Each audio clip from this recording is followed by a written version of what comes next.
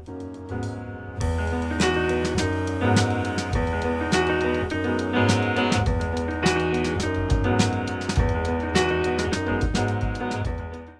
friend, how you doing? On a previous video, we talked about the 3 most important questions, at least in my opinion, to truly speak natural and confident and influential English, right, in the real situations in your life. And in this video, I would like to go deeper into the second question, which is, if you remember, what are the specific things that you need to learn, improve, correct, practice, and implement in your English skills to take your English from good to great, from intermediate or advanced to completely natural and comfortable, right?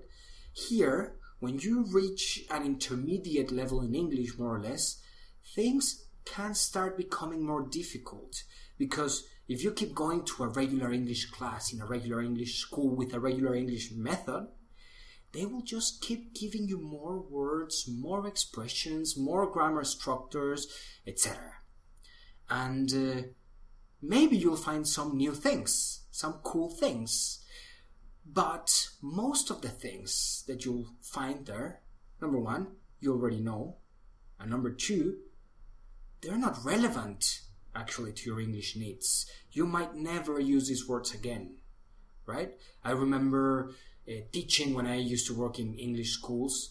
I don't know why every English school, actually every level of every English school, has a chapter related to renting a house, for example. And my question was to my students before we start the classroom was, okay, how many of you think that you will ever rent a house in the United States or in Canada or in an English-speaking country? And well, some of them said, maybe I will someday try to find for an apartment, blah, blah, blah. But most of them were there because they need to travel, to do business negotiations in English, to assist in meetings, to write emails in English. Their English needs have absolutely nothing to do with vocabulary to rent a house. So, in my opinion, that was a waste of time. These classes are expensive, and they're learning things that they will never use in their life. So, the concept and the technique that we will use to solve this problem of reaching an intermediate or an advanced English level and becoming kind of stuck and stagnant is, well, let's install some English antennas into your English skills.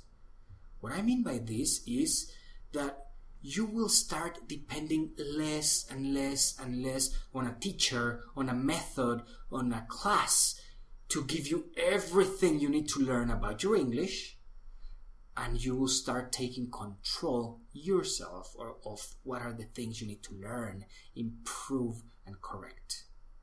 This might sound difficult. You might think, oh, but I need a teacher that's an expert to teach me and correct me, and maybe I'm creating bad habits.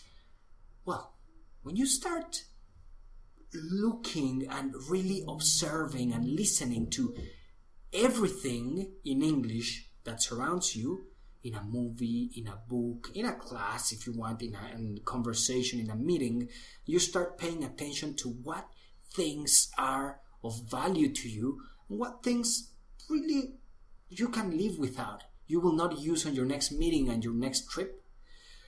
It eliminates a ton of anxiety that you have been carrying for all of your English learning life. Right? Let's make it very easy. You don't need to learn all the English words and structures and vocabulary and expression in the world.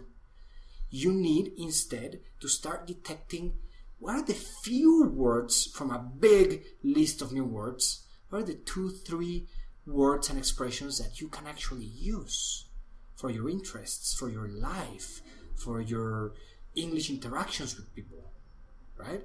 When you learn to detect these things, it will liberate or free so much space, and you will eliminate all the tension of having 10 new words that you hear in a conversation, or you read in a book, or you hear in a movie, and you just only focus on the one or two that you found could be useful for you.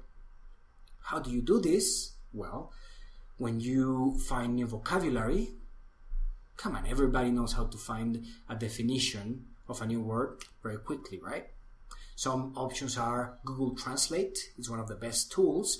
You carry it in your cell phone, and you can even speak the word, and it will speak back the word in your own language, the translation, right? You can use Google, just type the word and definition, and you will find an English definition of that new word. You can ask the person in front of you, what does that word mean? If you're watching a movie or reading a book, the context in 80% of the cases, more or less, will give you the general meaning of the word. What I'm saying is that you don't need to stop everything you're doing because you don't understand one word in a conversation, in a movie, in a book, etc., and interrupt all your thought because you don't understand one little thing. Just flow. If you don't understand a few words, many words, it doesn't matter. When you're still present in the moment, in the movie, in the book, in the conversation, you will most definitely understand the context of the conversation. If you think that one word is important and you don't understand it, ask for a definition to the person in front of you. Ask the dictionary, look it up in Google, and then when you find the meaning, when you understand the word, think to yourself, hey, do I really need to implement, memorize, practice, and use this word? Or is it completely unrelated to my real life English interactions, right? So when you start having your antennas to catch valuable information, and you learn also to disregard or eliminate or not pay any attention to the words, expressions, structures, things like that that are not relevant or interesting for you and your English needs, everything becomes so much more enjoyable and effective because you're not overloaded with a ton of new information that you're not sure if you will use or not, and you're just left out with one word, with two words that you know when you will use and you will be using very soon. And well, that's just the most effective way of constantly improving and correcting and growing your English skills, right? So think about this. Think about eliminating most of the new English information that comes to you when it's not relevant, and focus on really carrying this new information that you get, that you know will be useful for you. And when you find that, then you have a sure way of continuous English growth and improvement.